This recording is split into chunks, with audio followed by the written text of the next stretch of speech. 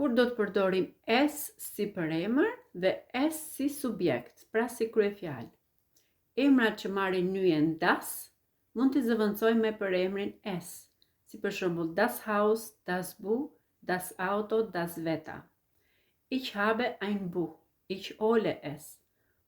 Pra, das Buch do të zëvendësohet me përemrin es. Në këtë rast është një send. Das Wetter ist schön, ich liebe es. Das Wetter është zëvendësuar me përemrin es.